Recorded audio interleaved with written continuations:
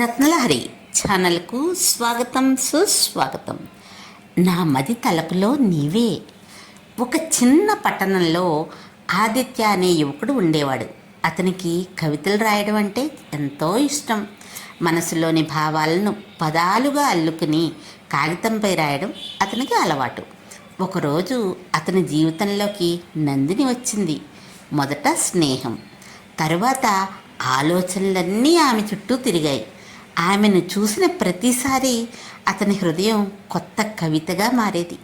ఒక సాయంత్రం పార్కులో కూర్చుని అతను ఇలా రాశాడు: నా మది తలపులో నీవే, నా మది ఊహలో నీవే, నే నడిచే ప్రతి దారిలో నీవే. ఆ కవిత అతని హృదయం. ఒకరోజు ధైర్యం చేసి నందినికి ఇచ్చాడు. ఆమె చదివింది. చిన్న నవ్వు మెరిసింది. ఇది నిజమేనా అని అడిగింది. నా చిన్న ప్రపంచంలో మిగిలింది నీవే అని అతను సమాధానం ఇచ్చాడు. ఆమె కళ్ళల్లో ఆనందం మెరిసింది. అయితే ఆ ప్రపంచంలో నేను కూడా నీతోనే ఉంటాను అంది నందిని.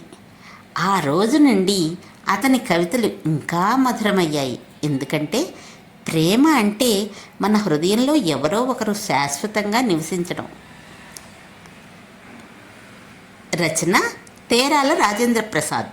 కలం పేరు శాంతి. Phone number 9297109223. స్వరం లత.